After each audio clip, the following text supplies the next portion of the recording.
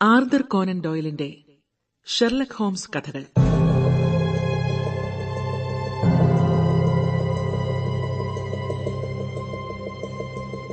പുള്ളികളുള്ള നാട്.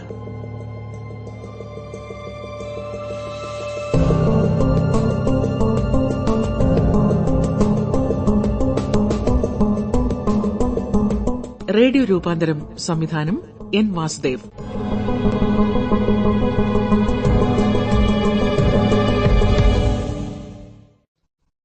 Watson, Watson, Watson, എഴുന്നേൽക്കൂ. എന്തൊരു ഉറക്കമാണിത്. എഴുന്നേൽക്കൂ. ഓഹ്, എന്താ ഇത്? എന്തുപറ്റി? ഇത്ര രാവിലെ തീപിടുത്തം വല്ലതും ഉണ്ടായോ? വാട്സൺ, ഇത്ര നേരത്തെ വിളിച്ചുണർത്തിയതിന് എന്നോട് ക്ഷമിക്കൂ. നിങ്ങൾക്കും താല്പര്യമുള്ള ഒരു കാര്യമായതിനാലാണ് ഞാൻ വിളിക്കുന്നത്. ഓ, എനിക്കും താല്പര്യമുള്ള കാര്യമാണോ? എങ്കിൽ പറയൂ, പുതിയ കേസ് വല്ലതും? അതെ, പരിഭ്രമിച്ചു വശായ ഒരു സ്ത്രീ എന്നെ കാണാൻ വന്നിരിക്കുന്നു. അവർ താഴെ സ്വീകരണ മുറിയിൽ കാത്തിരിക്കുകയാണ്. ഇത്ര രാവിലെയോ? അതെ, ഇത്ര നേരത്തെ എന്നെ തേടി വരണമെങ്കിൽ കാര്യം അത്ര ഗൌരവമുള്ളതായിരിക്കുമല്ലോ. പ്രശ്നം അത്ര കുഴപ്പം പിടിച്ചതും. നമുക്ക് രസകരമായ ഒരു വെല്ലുവിളിയായിരിക്കും എന്ന് ഞാൻ കരുതുന്നു. ഇതിൽ തുടക്കം മുതലേ പങ്കുചേരാൻ നിങ്ങൾക്കും താല്പര്യം കാണുമല്ലോ, അല്ലേ ഡോക്ടർ വാട്സൺ? പിന്നെ, എനിക്ക് ഏറെ ഇഷ്ടമുള്ള കാര്യമാണത്. ഇപ്പൊ മനസ്സിലായോ ഞാൻ നിങ്ങളെ ഉണർത്തിയത് എന്തുകൊണ്ടാണെന്ന്? ഞാനിതാ വേഷം മാറി എത്തിക്കഴിഞ്ഞു.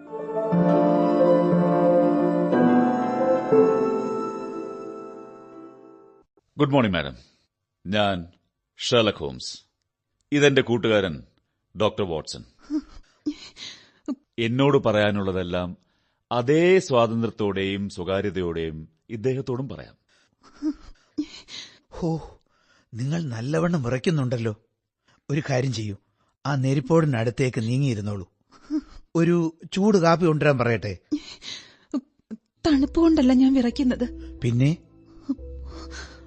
ഭയം കൊണ്ട്. നിങ്ങളുടെ വലിഞ്ഞു മുറുകി വിളറിയ മുഖം അത് സൂചിപ്പിക്കുന്നുണ്ട്. വേട്ടനായ്ക്കളുടെ മുന്നിലകപ്പെട്ട സാധു മൃഗത്തെപ്പോലെയുണ്ട് നിങ്ങളുടെ മുഖഭാവം. പറയൂ, ആരെയാണ് നിങ്ങൾ ഭയക്കുന്നത്? ഞാൻ വല്ലാത്തൊരു മാനസികാവസ്ഥയിലാണ് മിസ്റ്റർ ഹോംസ്. ഒന്നുകൊണ്ടും ഭയക്കണ്ട, എല്ലാം നമുക്ക് ശരിയാക്കാം. രാവിലെ ട്രെയിനിലാണ് വന്നത് അല്ലേ? അപ്പോ നിങ്ങൾക്ക് എന്നെക്കുറിച്ച് അറിയാമല്ലേ?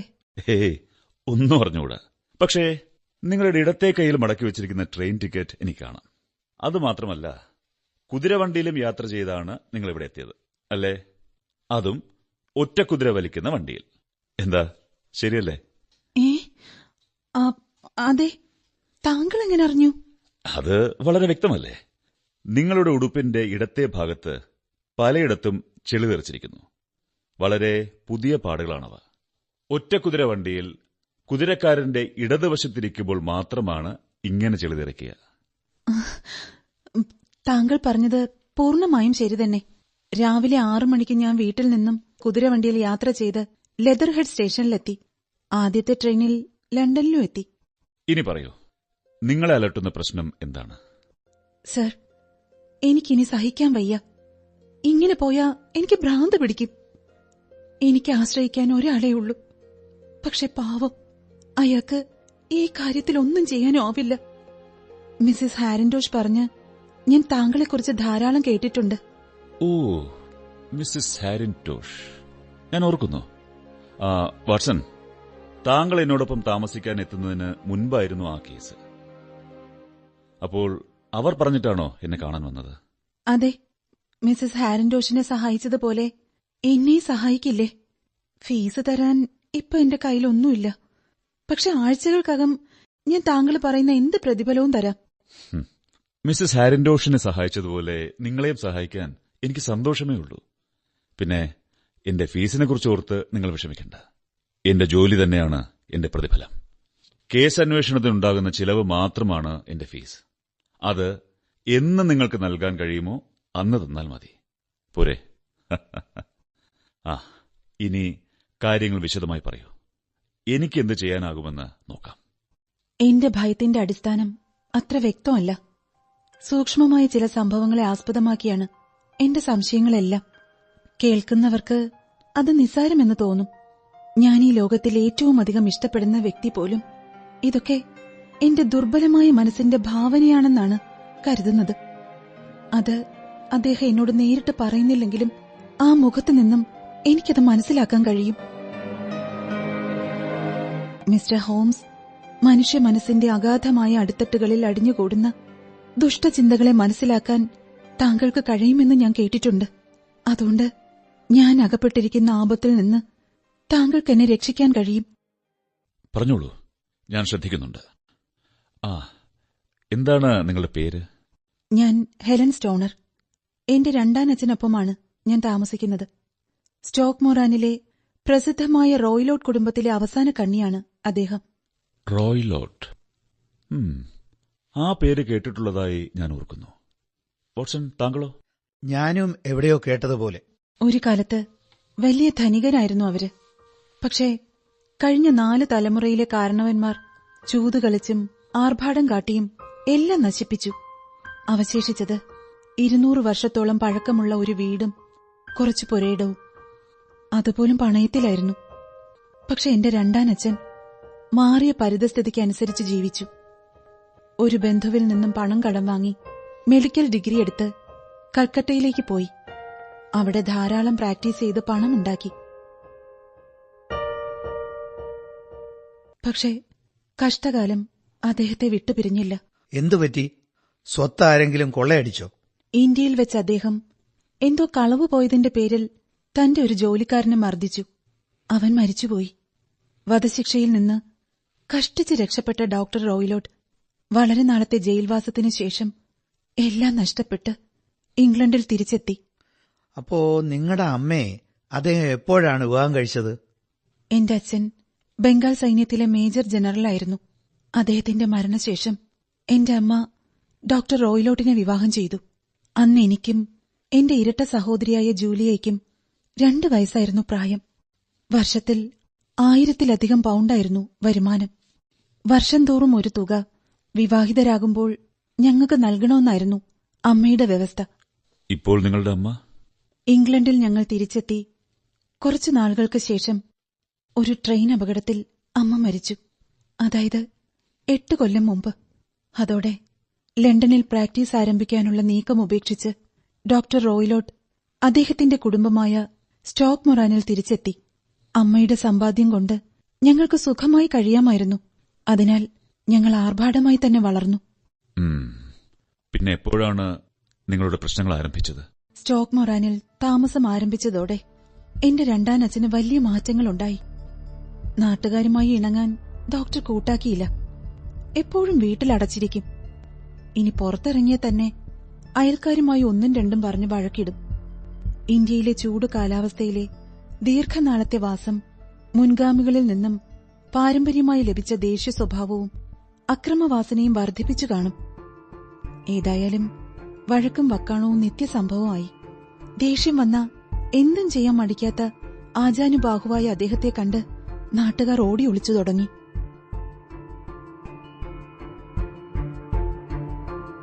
കഴിഞ്ഞ ആഴ്ച ഞങ്ങളുടെ അടുത്തുള്ള ഒരു കൊല്ലപ്പണിക്കാരനെ ദേഷ്യം വന്ന് പുഴയിലേക്ക് തള്ളിയിട്ടു.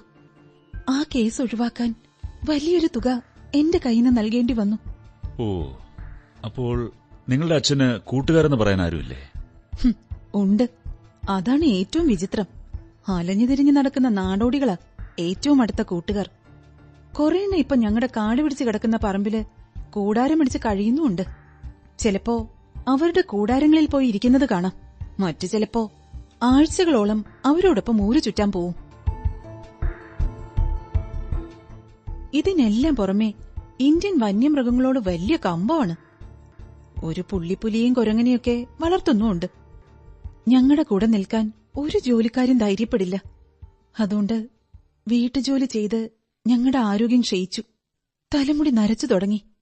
എന്റെ പെങ്ങൾ ജൂലിയ മരിക്കുമ്പോ അവക്ക് 30 വയസ്സേ ഉണ്ടായിരുന്നുള്ളൂ. ഇത്രയും പറഞ്ഞതിൽ നിന്ന് ദുരിതപൂർണമായ എന്റെ ജീവിതത്തെക്കുറിച്ച് ഒരു ഏകദേശ രൂപം ലഭിച്ചു കാണുമല്ലോ. നിങ്ങളുടെ സഹോദരി ജീവിച്ചിരിപ്പില്ലെന്നാണോ? അതെ, 2 വർഷം മുമ്പ് മരിച്ചു. അതേക്കുറിച്ചാണ് എനിക്ക് പറയാനുള്ളത്. നരകതുല്യമായ ഞങ്ങളുടെ ജീവിതത്തിൽ സമപ്രായക്കാരുമായി കൂട്ടുകൂടാൻ ഞങ്ങൾക്ക് അവസരമൊന്നുമില്ലായിരുന്നു എന്ന് ഊഹിക്കാമല്ലോ. പക്ഷെ അല്പം അകലെ താമസിച്ചിരുന്ന എന്റെ അമ്മയുടെ സഹോദരിയെ കാണാൻ ഞങ്ങൾ ഇടയ്ക്കിടയ്ക്ക് പോകാറുണ്ടായിരുന്നു. 2 വർഷം മുമ്പ് ഒരു ക്രിസ്മസ് കാലത്ത് അവിടെ വെച്ച് ജൂലിയ ഒരു നേവി ഉദ്യോഗസ്ഥനെ പരിചയപ്പെട്ടു. തമ്മിൽ ഇഷ്ടപ്പെട്ട അവരുടെ വിവാഹ നിശ്ചയവും താമസിയാതെ കഴിഞ്ഞു. ഡോക്ടർ റോയ്ലോട്ട് ആ ബന്ധത്തെ അനുകൂലിച്ചോ? അദ്ദേഹം എതിരൊന്നും പറഞ്ഞില്ല. പക്ഷേ വിവാഹത്തിന് 2 ആഴ്ച മുമ്പ് ആ അത്യാഹിതം നടന്നു. ഈ ലോകത്തിലെ എന്റെ ഒരേ ഒരു കൂട്ടുകാരിയായിരുന്നു എന്റെ പ്രിയപ്പെട്ട സഹോദരി ജൂലിയെ എനിക്ക് നഷ്ടപ്പെട്ടു. ഏയ്, കരയാതിരിക്കൂ പ്ലീസ്.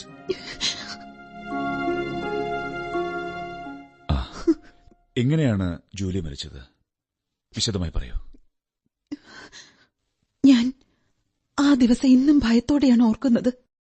ഞങ്ങളുടെ വീട് നേരത്തെ പറഞ്ഞതുപോലെ വളരെ പഴക്കമുള്ളതാണ്. അതിന്റെ താഴത്തെ നിലയിലാണ് ഞങ്ങളുടെ മുറികൾ. ആദ്യത്തേത് ഞങ്ങളുടെ 2ാം അച്ഛന്റേത്, അടുത്തത് ജൂലിയുടെ, പിന്നെ എന്റെ ബെഡ്റൂം. ഒരു മുറിയിൽ നിന്ന് അടുത്ത മുറിയിലേക്ക് കടക്കാനാവില്ല. എല്ലാ മുറികളും തുറക്കുന്നത് പൊതുവായ ഒരു വരാന്തയിലേക്ക്. അപ്പൊ മുറികൾക്ക് ജനാലകളൊന്നുമില്ലേ? ഉണ്ട്.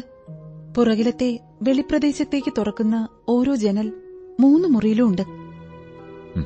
ശരി, അന്ന് രാത്രിയിൽ എന്താണ് സംഭവിച്ചത്? ആ ശപിക്കപ്പെട്ട രാത്രിയിൽ ഞങ്ങളുടെ വളർത്തച്ഛൻ അദ്ദേഹത്തിന്റെ മുറിയിലേക്ക് നേരത്തെ പോയി. എങ്കിലും കുറച്ചുനേരം ചുരുട്ട് പുകച്ചിരുന്നിരിക്കും. കാരണം ആ ചുരുട്ടിന്റെ വൃത്തികെട്ട മണം സഹിക്കാനാവുന്നില്ലെന്ന് പറഞ്ഞ് ജൂലി എന്റെ മുറിയിൽ വന്നു. അവളുടെ കല്യാണത്തിന്റെ തയ്യാറെടുപ്പുകളെക്കുറിച്ച് ഞങ്ങൾ കുറച്ചുനേരം വർത്തമാനം പറഞ്ഞിരുന്നു. ഒരു 11 മണിയായപ്പോ ജൂലി അവളുടെ മുറിയിലേക്ക് പോകാൻ എഴുന്നേറ്റുകൊണ്ട് എന്നോട് ചോദിച്ചു,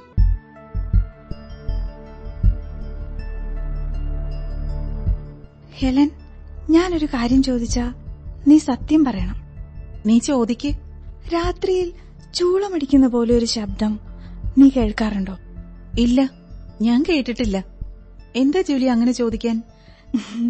നീ ഉറക്കത്തിൽ ചൂളമടിക്കാറുണ്ടോ? ഹേയ്, ഇല്ല. എന്താ? പക്ഷേ കഴിഞ്ഞ കുറച്ചു ദിവസങ്ങളിലായി വെളുപ്പിനെ ഒരു 3 മണി സമയത്ത് ആരോ ചൂളമടിക്കുന്ന പോലെ ഒരു ശബ്ദം ഞാൻ വ്യക്തമായി കേൾക്കാറുണ്ട്. ഉറക്കത്തിനിടയിൽ ചെറിയ ശബ്ദം കേട്ടാൽ പോലും ഞാൻ എഴുന്നേൽക്കുമെന്ന് നിനക്കറിയാലോ. എവിടെ നിന്നാണ് ആ ശബ്ദം വന്നതെന്ന് എത്ര ആലോചിച്ചിട്ടും എനിക്ക് പിടികിട്ടുന്നില്ല. അടുത്ത മുറിയിൽ നിന്നാണോ അതോ പുറത്തു നിന്നാണോ? ഞാനൊന്നും കേൾക്കാറില്ല. പറമ്പില് കൂടാരമടിച്ച് താമസിക്കുന്ന ആ നാടോടികളായിരിക്കും ശബ്ദം ഉണ്ടാക്കുന്നത്. അത് ശരിയായിരിക്കും. അങ്ങനെയെങ്കിൽ നീയും അത് കേൾക്കണ്ടേ? ഉറക്കത്തിൽ എന്ത് ശബ്ദം കേട്ടാലും ഞാൻ അറിയാറേയില്ല. ആ, എന്തെങ്കിലും ആകട്ടെ, ഉറക്കം വരുന്നു. ഞാൻ എന്റെ മുറിയിലേക്ക് പോട്ടെ. Good night. Good night Julia.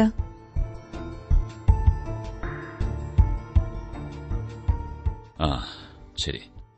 നിങ്ങൾ എന്നും വാതിൽ അകത്തുനിന്നും പൂട്ടിയിട്ടാണോ ഉറങ്ങാറുള്ളത്? അതെ, കുരങ്ങനും പുള്ളിപ്പുലിയും അപരിചിതരായ നാടോടികളുമൊക്കെയല്ലേ ചുറ്റും. ശരി, പിന്നെ എന്താണ് സംഭവിച്ചത്? അന്ന് രാത്രി എന്തോ എനിക്ക് ഉറക്കം വന്നില്ല. ഇരട്ടപ്പെട്ട സഹോദരങ്ങളിൽ ഒരാളുടെ വികാരവിചാരങ്ങൾ മറ്റേയാളെയും സ്വാധീനിക്കുമെന്ന് പറയുന്നത് ഒരുപക്ഷെ ശരിയായിരിക്കും, അല്ലേ ഹോംസ്? അങ്ങനെയാകാം. ആ, എന്നിട്ട്? നല്ല മഴയും കാറ്റുമുള്ള രാത്രിയായിരുന്നു അത്. മഴ എന്റെ മുറിയിലെ ജനൽപാളികളിൽ ആഞ്ഞടിച്ചുകൊണ്ടേയിരുന്നു. ആ ശബ്ദത്തിനിടയിൽ പെട്ടെന്നൊരു സ്ത്രീയുടെ നിലവിളി ഞാൻ കേട്ടു. ഞാൻ ചാടി എണീറ്റ് വാതിൽ തുറന്ന് വരാന്തയിലെത്തി. ഒരു ചൂളം വിളിയോ ഒരു സിൽക്കാര ശബ്ദോ എന്തോ ഞാൻ കേട്ടു. അല്പം കഴിഞ്ഞപ്പോ ഒരു ലോഹ കഷ്ണം താഴെ വീഴുന്നത് പോലൊരു ശബ്ദം ഞാൻ കേട്ടു. പെട്ടെന്ന് ജൂലിയുടെ മുറിയുടെ വാതിൽ തുറന്നു. ഇടനാഴിയിലെ മങ്ങിയ വെളിച്ചത്തിൽ അവള് കതക് തുറന്നു വരുന്നത് കണ്ടു. ഭയം കൊണ്ട് അവളുടെ മുഖം രക്തം വാർന്ന് വിളറിയിരുന്നു. ലക്കില്ലാതെ ആടിയാടി വന്ന അവൾ സഹായത്തിനായി ഒരു കൈ ഉയർത്തി. ഞാൻ ഓടിച്ചെന്ന് അവളെ താങ്ങി. അപ്പോഴേക്കും അവൾ നിലത്ത് വീണു കഴിഞ്ഞിരുന്നു. സഹിക്കാനാവാത്ത വേദന കൊണ്ട് അവൾ പുളഞ്ഞു. കൈകാലുകൾ കോച്ചി വലിച്ചു. ആദ്യം അവൾ എന്നെ തിരിച്ചറിയുന്നില്ലെന്ന് തോന്നി. ഞാൻ കുനിഞ്ഞ് അവളെ ഒന്ന് നോക്കി. എന്നിട്ട് ജൂലി എന്തെങ്കിലും പറഞ്ഞോ? വല്ലാത്തൊരു ശബ്ദത്തിൽ ഭയന്ന് വിറച്ച് അവള് പറഞ്ഞു, ദൈവമേ, അത് ആ നാട, പുള്ളികളുള്ള നാട.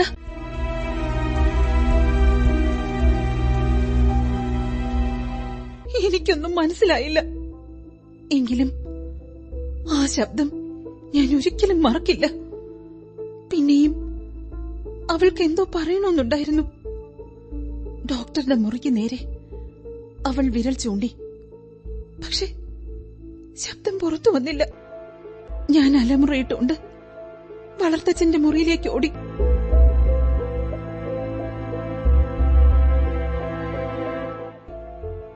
അദ്ദേഹം ജൂലിയുടെ വായിൽ അല്പം ബ്രാൻഡി ഒഴിച്ചു കൊടുത്തു. പിന്നെ അടുത്തുള്ള ഡോക്ടറുടെ വീട്ടിലേക്ക് ആളയച്ചു. പക്ഷെ ഫലമൊന്നും ഉണ്ടായില്ല. എന്റെ ജൂലിയ ഡോക്ടർ എത്തുമ്പോ തന്നെ മരിച്ചു കഴിഞ്ഞിരുന്നു.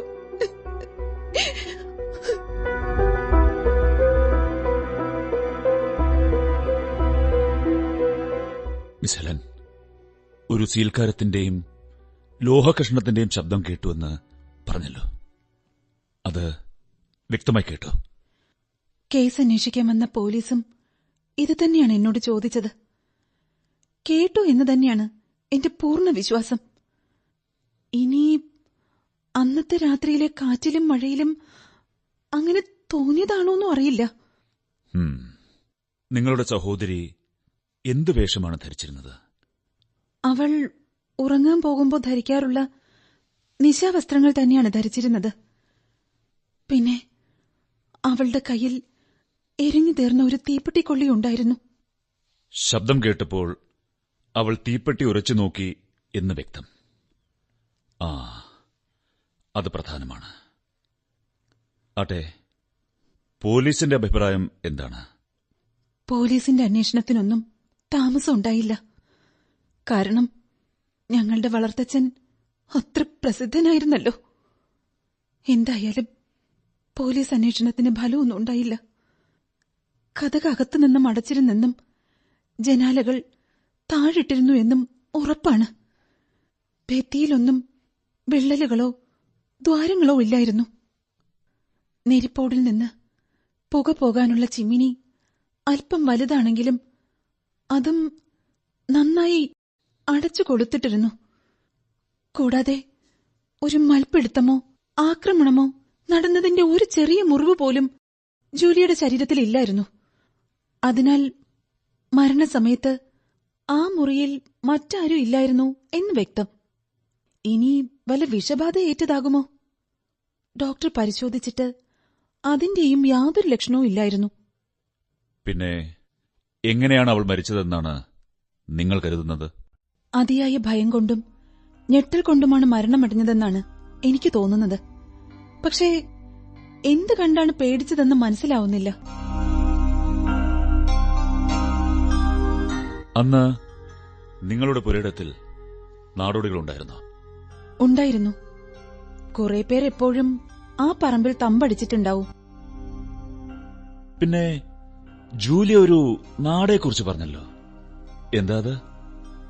പുള്ളികളുള്ള നാട അല്ലേ? ആ, അവള് സമനില തെറ്റി പുലമ്പിയതാവാം. എന്താണ് ജൂലിയ ഉദ്ദേശിച്ചതെന്ന് എനിക്ക് മനസ്സിലാവുന്നില്ല. ഇനി ആ നാടോടികളെ കുറിച്ചാണോ? കാരണം അവരിൽ പലരും പുള്ളികളുള്ള തൂവാല തലയിൽ കെട്ടി നടക്കുന്നത് ഞാൻ കണ്ടിട്ടുണ്ട്. അല്ല, അതല്ല.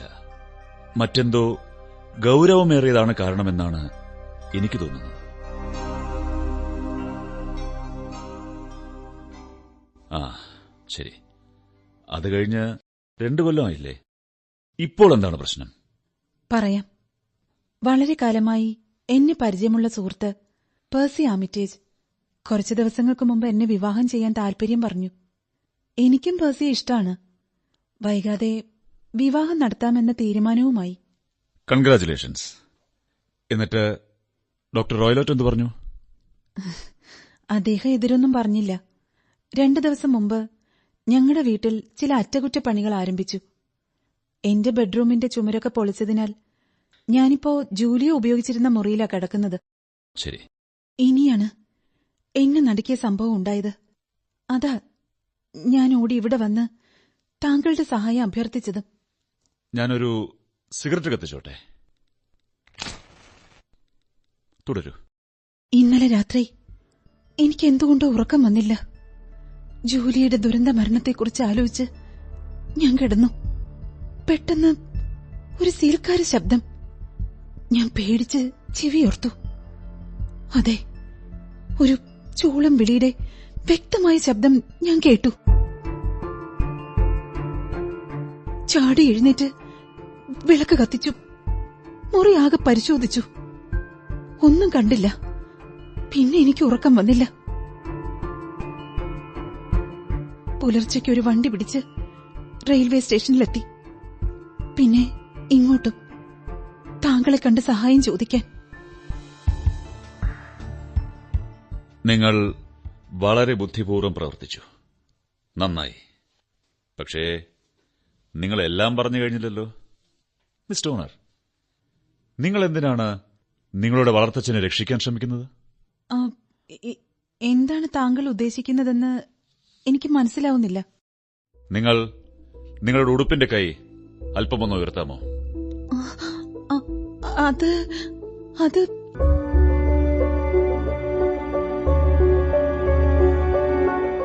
വാട്സൺ, അത് ശ്രദ്ധിച്ചോ? ഹോ, 5 വിരലുകളും പതിഞ്ഞു കിടക്കുന്നു. നിങ്ങളുടെ രണ്ടാനച്ഛൻ ഡോക്ടർ റോയ്ലോട്ട് നിങ്ങളെ ശാരീരികമായി നന്നായി ഉപദ്രവിക്കുന്നുണ്ടല്ലേ? അതെ, കരുത്തനും ദുഷ്ടനുമാണ് എന്റെ വളർത്തച്ഛൻ.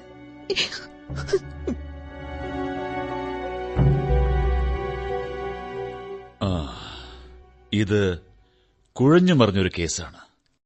അടുത്ത നീക്കം എന്തെന്ന് തീരുമാനിക്കുന്നതിന് മുൻപ് കുറേയേറെ പ്രശ്നങ്ങൾക്ക് പരിഹാരം കണ്ടെത്തേണ്ടിയിരിക്കുന്നു. ഒരു നിമിഷം പോലും കളയാനുമില്ല.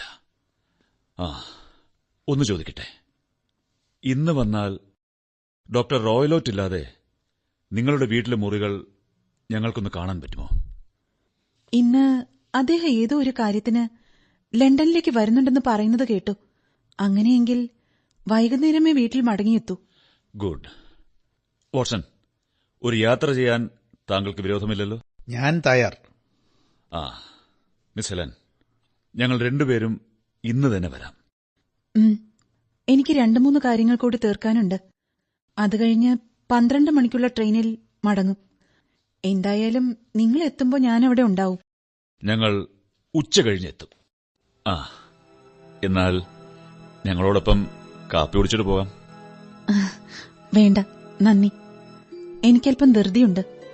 എന്റെ ദയനീയാവസ്ഥ മനസ്സിലാക്കിയ ഒരാളുണ്ടല്ലോ. സമാധാനമായി. അപ്പോ ഉച്ച കഴിഞ്ഞ് കാണാം. ഞാൻ കാത്തിരിക്കും. എന്നാ ഞാൻ ഇറങ്ങട്ടെ.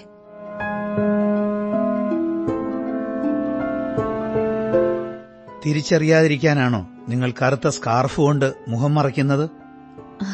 അതെ. നന്ദി മിസ്റ്റർ ഹോംസ്, മിസ്റ്റർ വാട്സൺ. എന്നാ ഞാൻ പൊയ്ക്കോട്ടെ.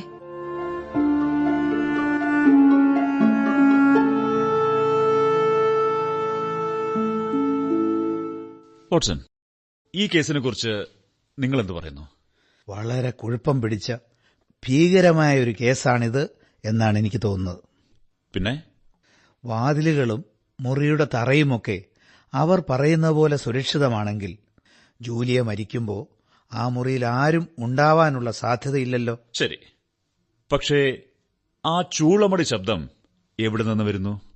അതുപോലെ അവളുടെ മരണസമയത്തെ വാചകത്തിന്റെ അർത്ഥം, പുള്ളികളുള്ള നാട.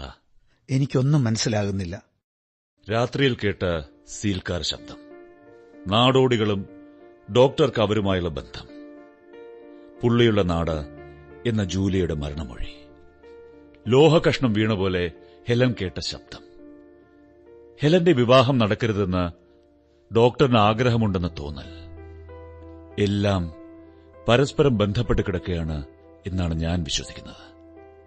അതുകൊണ്ട് നമ്മുടെ അന്വേഷണവും ആ വഴിക്ക് തന്നെ നീങ്ങണം.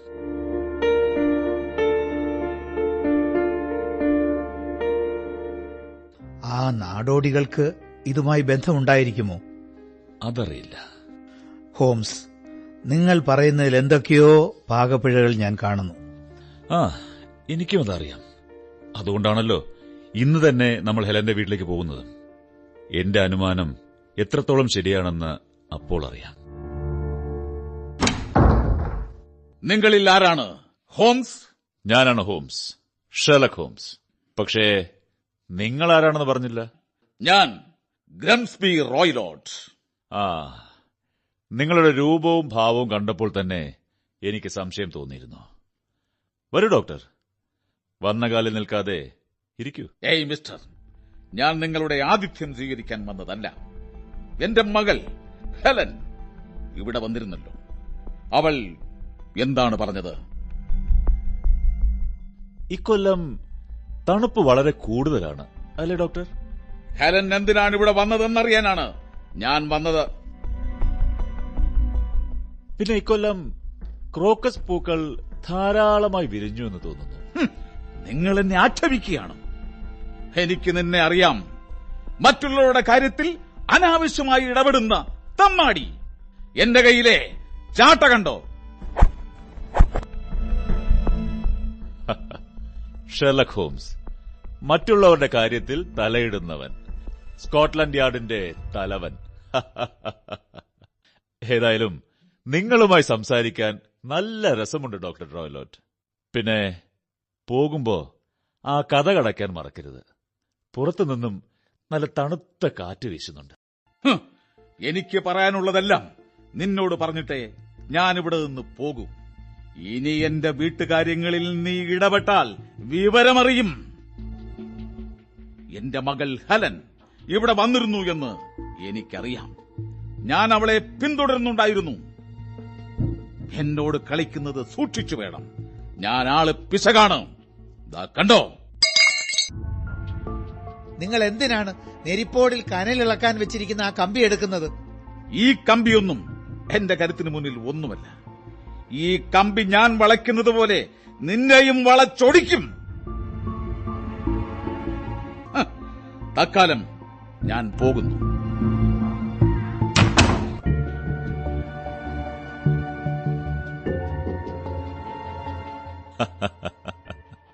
ആളൊരു മുരടനാണെങ്കിലും നല്ല അനുസരണ ഉള്ളവനാണ് നമ്മുടെ ഡോക്ടർ റോയ്ലോട്ട്. കണ്ടില്ലേ കഥ കടച്ചിട്ട് പോയത്?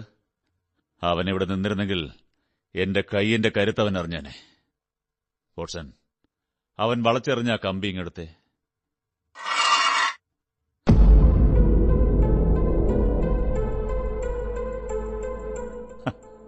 കണ്ടോ, ഞാനിത് പഴയതുപോലെയാക്കി. ഇത്രേ ഉള്ളൂ. ഞാൻ സർവീസിലുള്ള കുറ്റാന്വേഷകനാണെന്നാണ് അയാൾ വിചാരിച്ചിരിക്കുന്നതെന്ന് തോന്നുന്നു.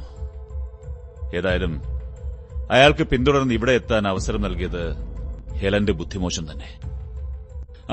പോട്ടെ, നമുക്ക് കാപ്പി കുടിക്കാം. എന്നിട്ടെനിക്ക് ഡോക്ടർമാരുടെ ക്ലബ്ബ് വരെ ഒന്ന് പോകണം. അയാളെക്കുറിച്ച് കുറെ കാര്യങ്ങൾ അവിടെ നിന്ന് കിട്ടിയേക്കും.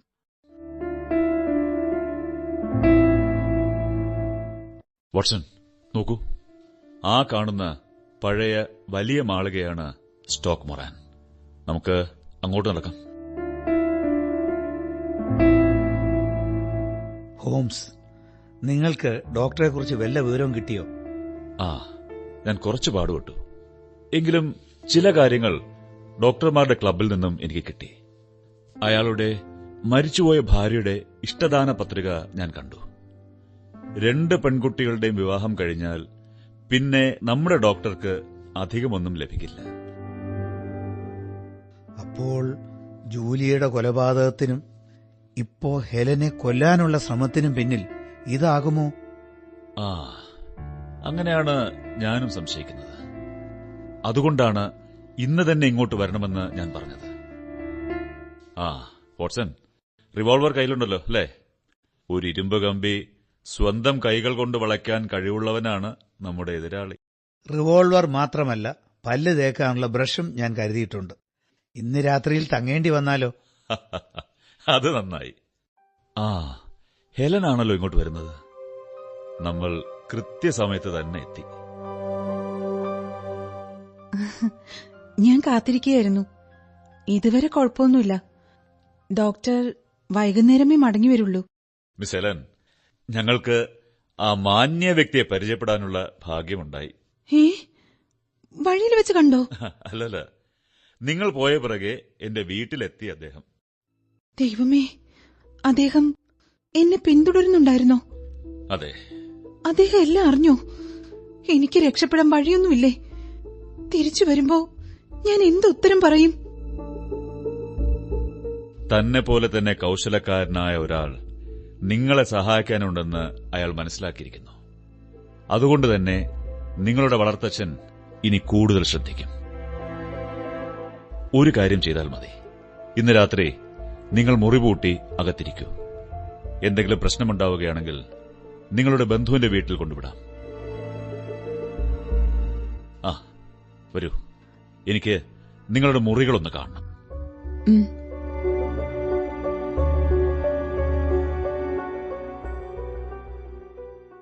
ഇതാണ് എന്റെ ബെഡ്റൂം. ഇപ്പൊ ഇവിടെ ചില അറ്റകുറ്റപ്പണികൾ നടക്കുന്നതുകൊണ്ട് ഞാനിപ്പോ ജൂലിയെ ഉപയോഗിച്ചിരുന്ന അടുത്ത മുറിയിലെ കിടപ്പ്. അതിനടുത്തതാണ് ഡോക്ടറുടെ ബെഡ്റൂം.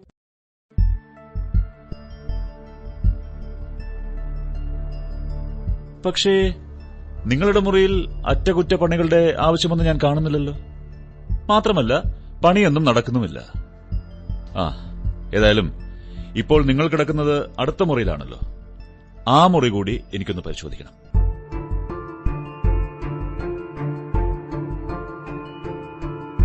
ഇതാണ് ആ മുറി. തൊട്ടടുത്ത മുറിയിലാ ഡോക്ടർ കിടക്കുന്നത്. നിങ്ങൾ അകത്ത് കയറി കതകടച്ചാൽ മറ്റാർക്കും ഉള്ളിൽ കയറാൻ കഴിയില്ല, അല്ലേ? അതെ.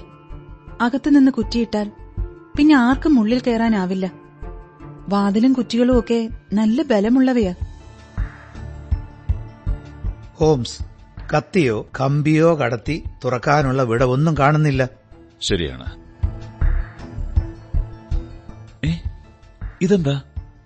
ഈ കട്ടിൽ അനക്കാനാവാത്ത വിധം നിലത്തോട് ചേർത്ത് ഘടിപ്പിച്ചിരിക്കുകയാണല്ലോ. ആണോ? എനിക്കറിയില്ലായിരുന്നു. അല്ല, കിടക്കയുടെ തലക്കിലേക്ക് നീണ്ടുകിടക്കുന്ന ഈ ചരടെന്താണ്? ഓ, അതോ? അതെന്തെങ്കിലും ആവശ്യത്തിന് മണിയടിച്ച് ജോലിക്കാരെ വിളിക്കാനാണ്. ഓ, പക്ഷെ ഇത് പുതിയതായി ഉണ്ടാക്കിയതാണെന്ന് തോന്നുന്നല്ലോ. അതെ, 2 വർഷം മുമ്പ്. ഈ മുറിയിൽ വെച്ചാണ് ജൂലിയ മരണമടഞ്ഞത് എന്നല്ലേ പറഞ്ഞത്? അതെ, ഈ കട്ടിലിലാണ് അവള് കിടന്നിരുന്നത്. അതെ, ജൂലിയയുടെ ആവശ്യപ്രകാരമാണോ ഈ ചരട് സമ്പ്രദായം ഇവിടെ സ്ഥാപിച്ചത്? ഏയ് അല്ല, മണിയടിച്ച് ഞങ്ങൾ ആരെ വിളിക്കാനാ? ശരി, ഞാൻ ഇതൊന്ന് വലിച്ചു നോക്കട്ടെ. ഈ ചരട് വലിച്ചിട്ട് ശബ്ദമൊന്നും കേൾക്കുന്നില്ലല്ലോ. ഇതിന്റെ അറ്റത്ത് മണിയുമില്ല, ഒന്നുമില്ല. ആണോ? ശോ, ഞാൻ എന്തൊരു വിഡ്ഢിയാ. ഞാൻ ഇതുവരെ ഇത് ഉപയോഗിച്ച് നോക്കിയിരുന്നില്ല. പ്രശ്നം അവിടെയും തീരുന്നില്ലല്ലോ. ദാ നോക്കൂ, ഈ ചരട് ഡോക്ടറുടെ മുറിയിലേക്കുള്ള വെന്റിലേറ്ററിൽ ഘടിപ്പിച്ചിരിക്കുന്ന ആ കൊളുത്തിലാണ് കെട്ടിയിട്ടിരിക്കുന്നത്. അതുമല്ല, ഈ വെന്റിലേറ്റർ അടുത്ത മുറിയിലേക്കാണ് വെച്ചിരിക്കുന്നത്. പുറത്തേക്കായിരുന്നെങ്കിൽ അതുവഴി കാറ്റും വെളിച്ചവും വന്നേനെ. ആ വെന്റിലേറ്റർ വെച്ചതും അടുത്ത കാലത്താണ്. മനസ്സിലായി. കൃത്യമായി പറഞ്ഞാൽ 2 കൊല്ലം മുൻപ് ഈ മണിയടിക്കാനുള്ള ചരട് സ്ഥാപിച്ചപ്പോൾ അല്ലേ? അത് ആയിടെ ചില ചില്ലറ പരിഷ്കാരങ്ങൾ നടത്തിയിരുന്നു. എന്തായാലും വിചിത്രമായ പരിഷ്കാരങ്ങൾ തന്നെ. കാറ്റ് കിട്ടാത്ത വെന്റിലേറ്റർ, മണിയില്ലാത്ത ചരട്. ശരി മിസ് ഹെലൻ, ഇനി നമുക്ക് ഡോക്ടർ റോയ്ലോറ്റിന്റെ മുറിയൊന്ന് പരിശോധിക്കാം.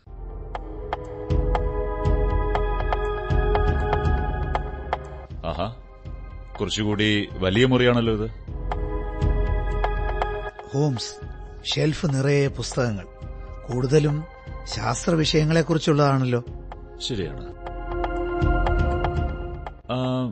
ഈ ഇരുമ്പലമാരയ്ക്കുള്ളിൽ എന്താണ്? അത് അദ്ദേഹത്തിന്റെ ബിസിനസ് സംബന്ധിച്ച കടലാസുകളാണ്.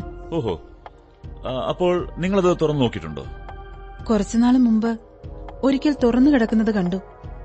നിറയെ കടലാസുകളാണെന്നാണ് എന്റെ ഓർമ്മ. ഇതിനകത്ത് പൂച്ചയൊന്നുമില്ലല്ലോ? ഏയ് ഇല്ല. അതെന്താ അങ്ങനെ ചോദിച്ചത്? അല്ല, ദേ അലമാരയുടെ മുകളിൽ ഒരു ചെറിയ പാത്രം ഇരിക്കുന്നത് കണ്ടില്ലേ? അതിൽ അല്പം പാലുമുണ്ട്. എന്തായാലും അടുത്ത മുറിയിലേക്കുള്ള വെന്റിലേറ്ററിന് താഴെ കിടക്കുന്ന ആ കസേര ഞാനൊന്ന് പരിശോധിക്കട്ടെ.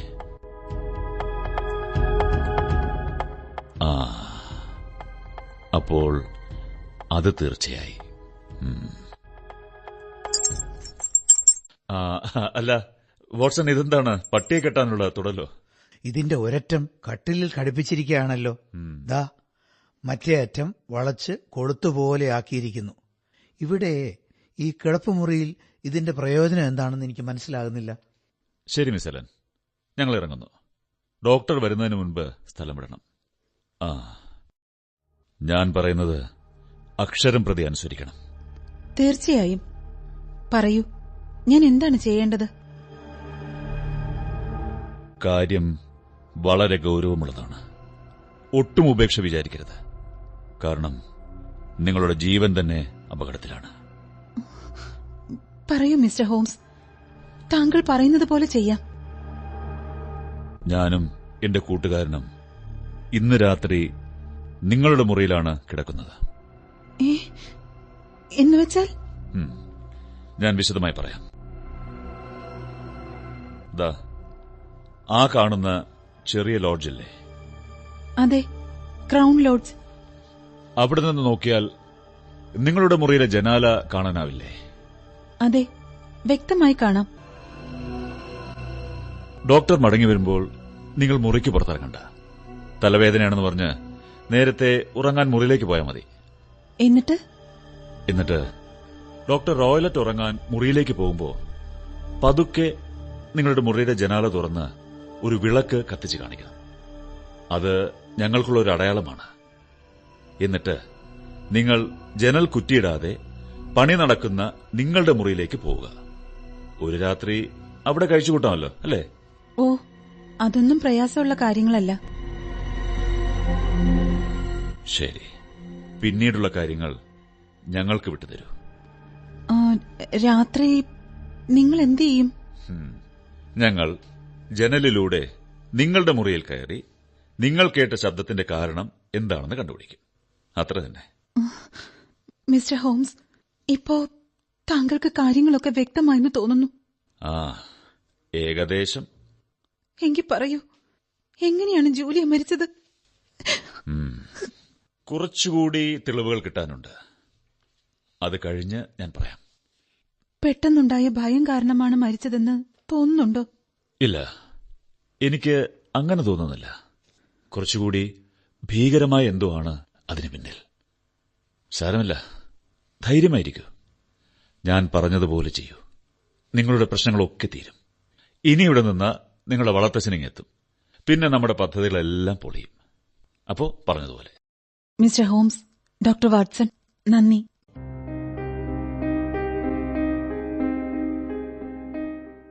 ഈ ക്രൗൺ ലോഡ്ജിന്റെ മുകളിലത്തെ മുറിയിൽ നിന്നാൽ ആ മാളിക മുഴുവൻ നമുക്ക് കാണാമല്ലോ. അതെ. എന്തായാലും നമുക്ക് കാത്തിരിക്കണം. നല്ല ഇരുട്ടാണ് പുറത്ത്. വാട്സൺ, നിങ്ങൾക്ക് എന്റെ കൂടെ വരാൻ വിരോധമില്ലല്ലോ? അപകടകരമായൊരു ദൌത്യമാണിത്. എന്നെക്കൊണ്ട് എന്തെങ്കിലും പ്രയോജനം ഉണ്ടാവുമോ? തീർച്ചയായും. എങ്കിൽ ഞാൻ തീർച്ചയായും വരാം. അതിരിക്കട്ടെ, അപകടകരമായ ദൌത്യമെന്ന് പറഞ്ഞല്ലോ. ആ മുറിക്കകത്ത് ഞാൻ കാണാത്തതെന്തോ താങ്കൾ കണ്ടുപിടിച്ചു എന്ന് തോന്നുന്നു. ഞാൻ കണ്ടതെല്ലാം താങ്കളും കണ്ടതാണല്ലോ. കണ്ടതിൽ നിന്ന് ഞാൻ കുറച്ചു കാര്യങ്ങൾ ഊഹിച്ചെടുത്തു എന്ന് മാത്രം. ആ ചരട് മാത്രമേ എനിക്ക് വിചിത്രമായി തോന്നുന്നുള്ളൂ. അതിന്റെ ഉദ്ദേശം എന്താണെന്ന് എത്ര ആലോചിച്ചിട്ടും എനിക്ക് മനസ്സിലാകുന്നില്ല.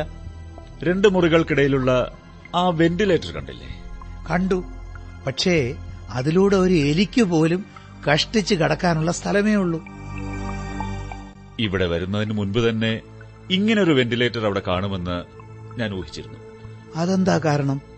ഹെലൻ പറഞ്ഞില്ലേ, അവളുടെ സഹോദരി ജൂലിയ റോയലോട്ടിന്റെ ചുരുട്ടിന്റെ രൂക്ഷഗന്ധം ഇഷ്ടപ്പെട്ടിരുന്നില്ല എന്ന്. അപ്പോൾ ആ മുറികൾ തമ്മിൽ എന്തെങ്കിലും ബന്ധം കാണുമെന്ന് ഞാൻ അനുമാനിച്ചു.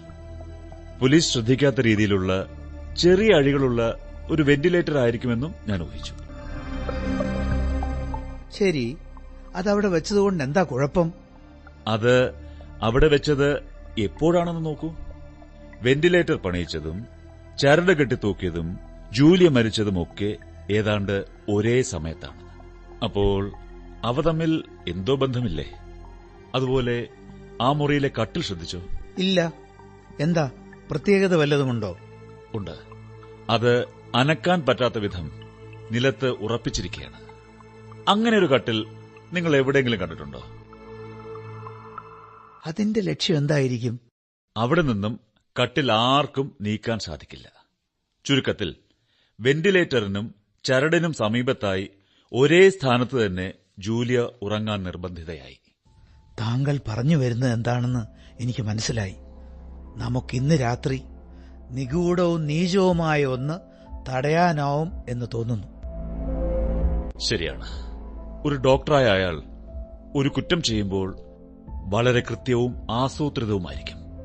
കാരണം അയാൾക്ക് അറിവുമുണ്ട്, ധൈര്യവുമുണ്ട്. പക്ഷേ അയാളുടെ പദ്ധതികളെ തകർക്കാൻ നമുക്ക് കഴിയണം. ഹെലന്റെ മുറിയിൽ അറ്റകുറ്റപ്പണിയെന്ന വ്യാജേന അവളെ ജൂലിയയുടെ മുറിയിലേക്ക് മാറ്റിയത് തന്നെ പ്രത്യേക ലക്ഷ്യത്തോടെയാണ്. നാളെ നേരം വെളുക്കുന്നതിന് മുൻപ് അനേകം ഭീകര സംഭവങ്ങൾക്ക് സാക്ഷിയാകാൻ ഒരുങ്ങിക്കൊള്ളൂ. ആ ജനൽ വെളിച്ചം തെളിയുന്നു. നടുവിലത്തെ മുറിയിലെ ജനൽ തന്നെയാണ് പ്രകാശം, നമുക്കുള്ള അടയാളം. ശരിയാണ്. വാട്സൺ, ലോഡ്ജ് മാനേജരോട് അടുത്തുള്ള ഒരു കൂട്ടുകാരന്റെ വീട്ടിൽ പോവുകയാണെന്നും നാളെ രാവിലെ മാത്രമേ മടങ്ങി വരികയുള്ളൂന്നും പറഞ്ഞിട്ട് ഞാനിതാ എത്തി.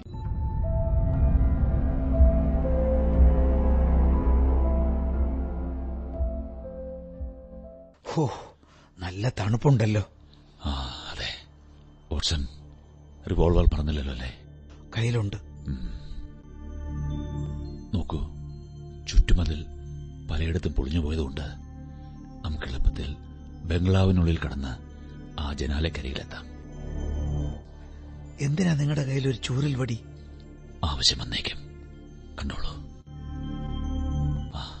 ശബ്ദമുണ്ടാകണ്ട. ആ നാടോടികൾ ഇവിടെ എവിടെയെങ്കിലും കാണും. പറഞ്ഞതുപോലെ ഹെലൻ ജനലിന്റെ കുറ്റിയിട്ടിട്ടില്ല. ചെരുപ്പ് കയ്യിലെടുത്ത് ജനലിൽ കൂടി അകത്ത് കടന്നോളൂ. വിളക്കത്തിക്കണ്ട. വെന്റിലേറ്ററിലൂടെ അടുത്ത മുറിയിൽ ഡോക്ടർ റോയലോട്ട് അത് കാണും. ശബ്ദമുണ്ടാക്കരുത്, ഉറങ്ങരുത്. പിന്നെ റിവോൾവർ കയ്യിൽ തന്നെ ഉണ്ടല്ലോ? ഉണ്ട്. ചിലപ്പോൾ ആവശ്യമായി വരും. വാട്സൺ, നിങ്ങൾ ആ കസേരയിലിരുന്നോളൂ. ഞാൻ ഈ കട്ടിലിരിക്കാം.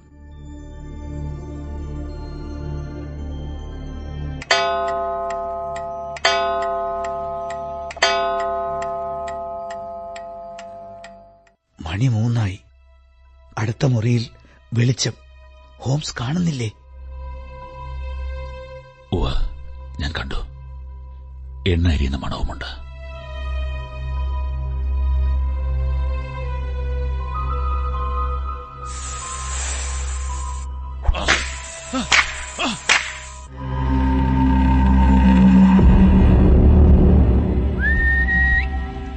വാട്സൺ, വാട്സൺ, അത് കണ്ടോ? നിങ്ങളത് കണ്ടോ? ഇല്ല. നിങ്ങൾ എന്തിനാണ് ആ ചൂരൽ കൊണ്ട് ആ ചരടിൽ ആഞ്ഞാഞ്ഞടിച്ചത്?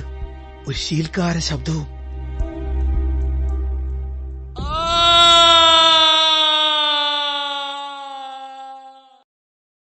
ഹോംസ്, അതെന്താണത്? എല്ലാം കഴിഞ്ഞു എന്നർത്ഥം. വരൂ, നമുക്ക് ഡോക്ടറുടെ മുറിയിലേക്ക് പോകാം.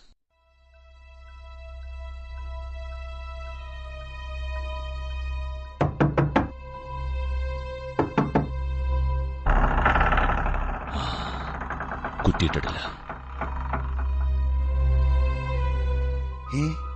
മുറിയിൽ വെളിച്ചമുണ്ടല്ലോ. അലമാര തുറന്നു കിടക്കുന്നു. അതാ ഡോക്ടർ റോയ്ലോട്ട് ആ കസേരയിലിരിക്കുന്നു. മുകളിലേക്ക് തുറിച്ചു നോക്കിയിരിക്കുകയാണല്ലോ. കണ്ടോ? ആ കണ്ണുകൾ അനങ്ങുന്നതേയില്ല. അയാളുടെ മടിയിൽ നമ്മൾ കണ്ട ആ തുടൽ കിടക്കുന്നത് കണ്ടോ? വാട്സൺ, കണ്ടോ? ഡോക്ടറുടെ തലയ്ക്ക് ചുറ്റും ഒരു മഞ്ഞ നാട, തവിട്ട് നിറത്തിലുള്ള പുള്ളികളോടെ. പുള്ളികളുള്ള നാട. നമുക്ക് അടുത്ത് ചെന്ന് നോക്കാം. അത് അനങ്ങുന്നുണ്ടല്ലോ. വാട്സൺ, അടുത്തു പോകരുത്. അതൊരു പാമ്പാണ്. ഹോംസ്, സൂക്ഷിക്കണം. കണ്ടിട്ട് ഇന്ത്യയിലെ ചതുപ്പ് നിലങ്ങളിൽ മാത്രം കാണുന്ന കൊടും വിഷമുള്ള ഒരുതരം അണലിയാണത്. അതിന്റെ കടിയേറ്റ് നിമിഷങ്ങൾക്കകം അയാൾ മരിച്ചു കാണും. താൻ കുഴിച്ച കുഴിയിൽ താൻ തന്നെ വീണു. വാട്സൺ, ഞാൻ ആ തൊടലുകൊണ്ട് അതിനെ അലമാരിക്കകത്താക്കി അടയ്ക്കട്ടെ. ഹോംസ്, ശരിക്കും എന്താണ് സംഭവിച്ചത്? എനിക്കൊന്നും മനസ്സിലാകുന്നില്ല. എന്താണ് ഇതിന്റെയൊക്കെ അർത്ഥം? പറയാം വാട്സൺ. മുറിക്കുള്ളിൽ കിടന്നുറങ്ങുന്നയാളെ ജനൽ വഴിയോ വാതിൽ വഴിയോ അപായപ്പെടുത്താൻ സാധ്യമല്ല എന്ന് എനിക്കും മനസ്സിലായി. അപ്പോഴാണ് നിലത്തുറപ്പിച്ച കട്ടിലിലും മുറികൾക്കിടയിലുള്ള വെന്റിലേറ്ററിലും കട്ടിലിന്റെ തലയ്ക്കൽ തൂങ്ങിക്കിടന്ന ആ ചരടിലും എന്റെ ശ്രദ്ധ പതിഞ്ഞത്. അടുത്ത മുറിയിൽ നിന്നും എന്തോ ഒന്നിന് അങ്ങോട്ടും ഇങ്ങോട്ടും കടക്കാനുള്ള ഒരു പാലമാണ് ആ ചരട് എന്ന് ന്യായമായും ഞാൻ ഊഹിച്ചു. ഡോക്ടർ റോയ്ലോട്ടിന് വന്യമൃഗങ്ങളെക്കുറിച്ച് അപാരമായ അറിവുണ്ടായിരുന്നു. രാസപരിശോധന കൊണ്ട് പോലും തെളിയിക്കാനാവാത്ത വിധം സർപ്പവിഷം കൊണ്ട് കൊല നടത്താമെന്ന് അയാൾ മനസ്സിലാക്കി. ഇത്തരത്തിലുള്ള ഇന്ത്യൻ അണലിയെക്കുറിച്ച് ഞാനും വായിച്ചിട്ടുണ്ട്. വളരെ വേഗം വിഷം ശരീരത്തിൽ വ്യാപിക്കും.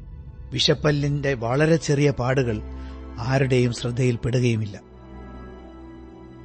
അതെ, അലമാരയ്ക്കുള്ളിൽ സൂക്ഷിച്ചിരുന്ന പാമ്പിനെ അയാൾ വെന്റിലേറ്റർ വഴി അടുത്ത മുറിയിലെ കിടക്കയിലേക്ക് നീളുന്ന ചരട് വഴി ഊർന്നിറങ്ങാൻ പരിശീലിപ്പിച്ചു. അതിനായിരിക്കണം പാത്രത്തിൽ പാൽ വെച്ചിരുന്നത്.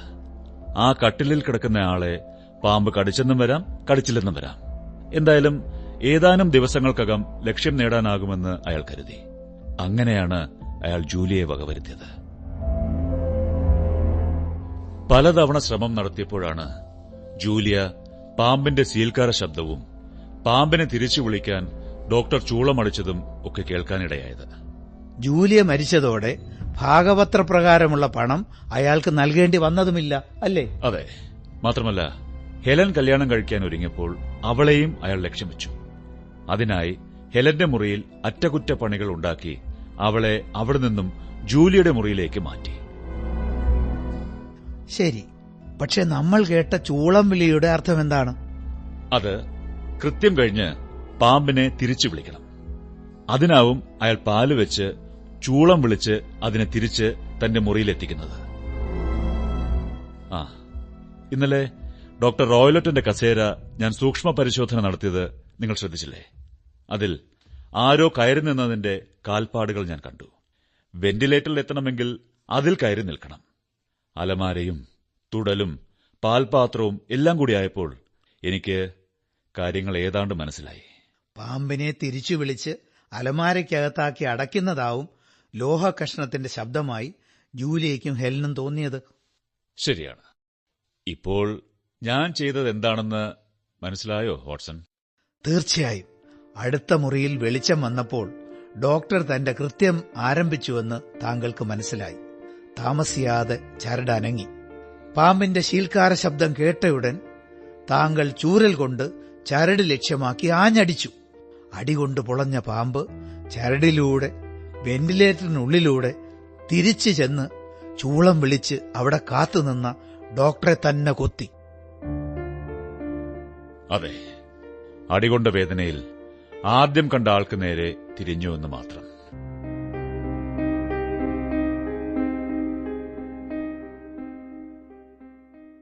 എന്താണ് ഇനി നമ്മുടെ അടുത്ത നടപടി?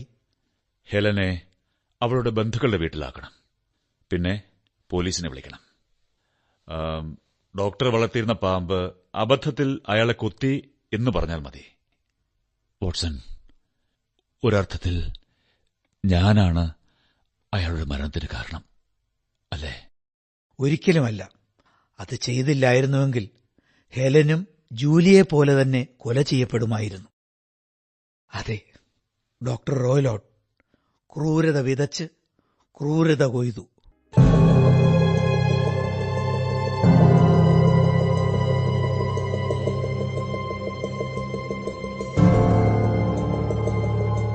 ആർതർ കോനൻ ഡോയിലിന്റെ ഷെർലക് ഹോംസ് കഥകൾ.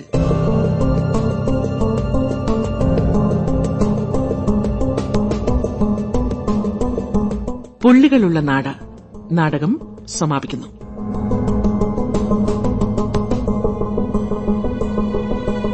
കഥാപാത്രങ്ങളും ശബ്ദം നൽകിയവരും: Sherlock Holmes Arun Nair, doctor Watson doctor Thomas Mathew, Helen Stoner Sini Sunil, doctor Roylott Sudarsanan Kudappanamoodu. സംവിധാന സഹായം VN ദീപ, അശ്വതി ബാലചന്ദ്രൻ.